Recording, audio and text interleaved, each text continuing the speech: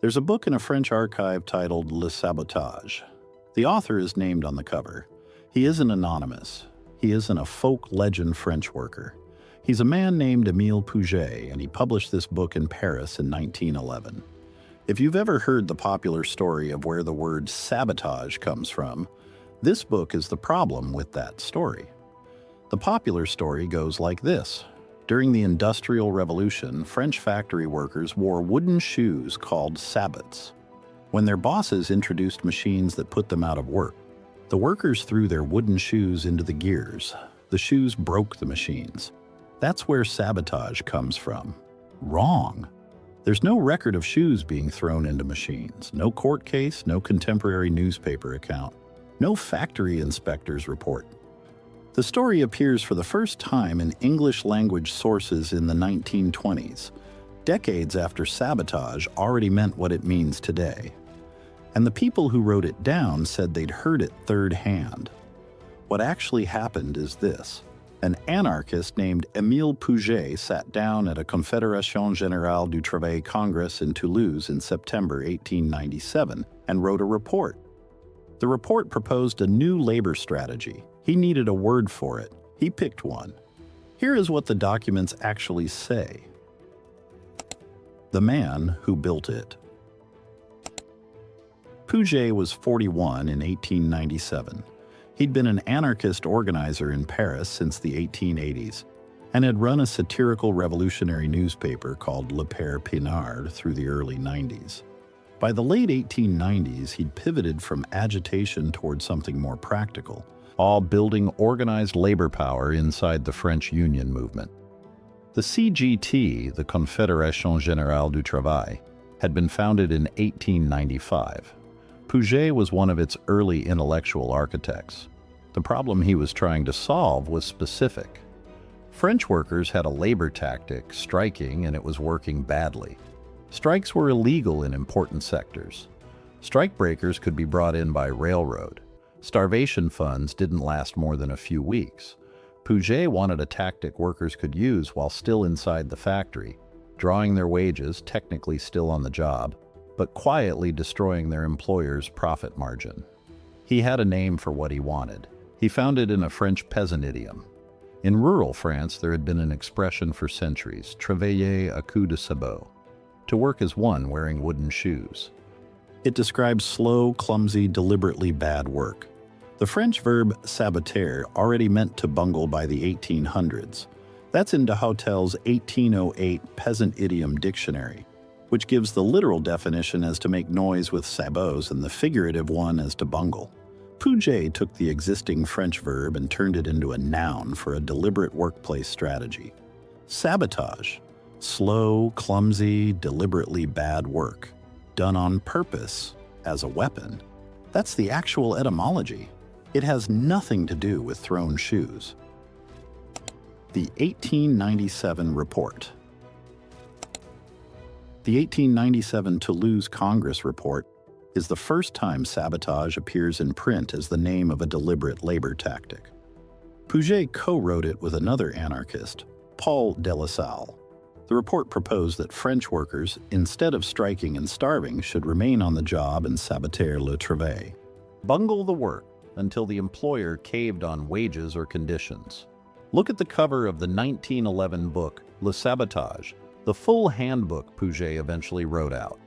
The cover shows a wooden shoe, not a shoe being thrown into a machine, just a wooden shoe, the peasant's clumsy boot, repurposed as a metaphor for clumsy work.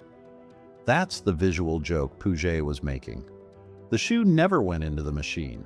The shoe was the worker, walking slow. The book is a manual. It explains with examples how to slow production without getting fired.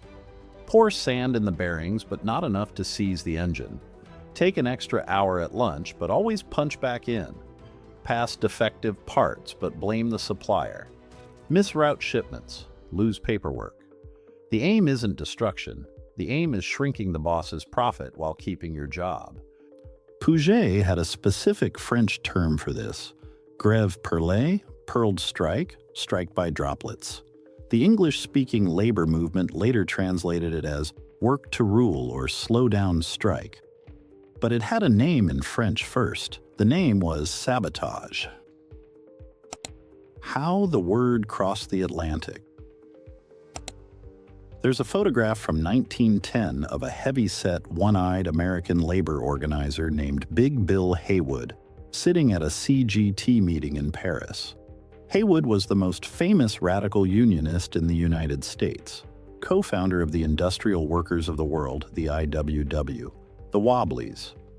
He'd come to Europe to study how labor movements were organizing on the other side of the Atlantic. He watched the Grève Perlée in action in Italian factories. He came home and wrote about it in International Socialist Review and in IWW publications. By 1912, the Wobblies had adopted sabotage as official tactical doctrine. An IWW organizer named Arturo Giovannitti said it plainly at a sociological conference in June 1907. Sabotage means giving back to the bosses what they give to us. Sabotage consists in going slow with the process of production when the bosses go slow with the same process in regard to wages. That's the Pouget definition, almost verbatim, in English in America 10 years after Toulouse. The English language press picked it up fast. Century magazine in November 1910 wrote that the word sabotage has a flavor which is unmistakable even to persons knowing little slang and no French. The word was traveling. Then the meaning broke.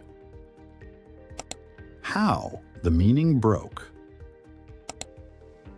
Almost immediately, two things happened to sabotage at once. First, the Wobblies in America started using it for property damage, not just slow work. Cutting a phone line, jamming a machine, disabling a railroad switch. The original Pouget, meaning withdraw your efficiency while staying on the job, got blurred with occasional physical destruction. Second, World War I arrived. Sabotage picked up a third meaning: wartime clandestine destruction of enemy infrastructure, German agents blowing up American munitions plants, Allied resistance fighters cutting railway lines. The military meaning ate the labor meaning. By 1918, when American audiences heard sabotage, they thought of explosives and spies, not of French anarchists doing slow shifts in Toulouse. That's when the wooden shoe folk etymology was invented. Once the original political economic meaning had been overwritten, the word needed a new origin story. The shoe in the machine story is satisfying. It fits the wartime meaning. It even fits the visual on the cover of Pouget's 1911 book, if you ignore what the book actually says. So it became the popular story. By the 1920s, every English-language dictionary was repeating it. The folk etymology kept winning. It still wins.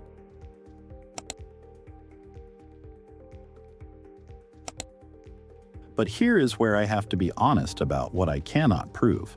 I have a guess. I'm about 60% confident in it.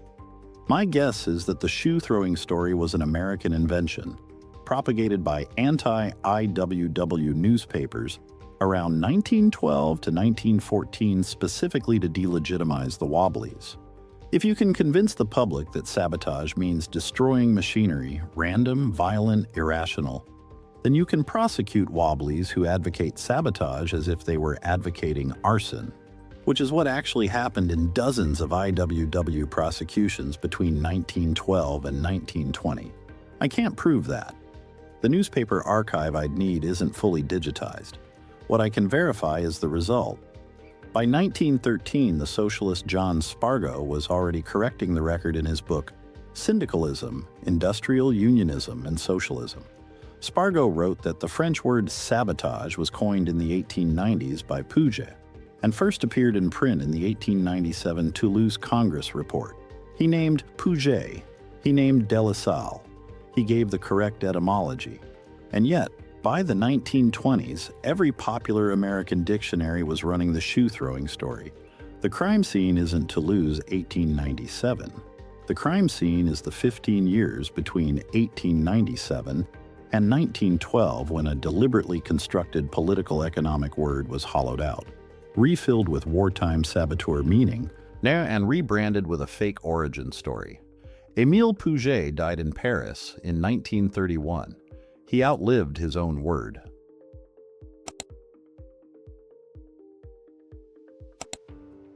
If you want to read what sabotage originally meant, you can. The 1911 book is in the French National Archives.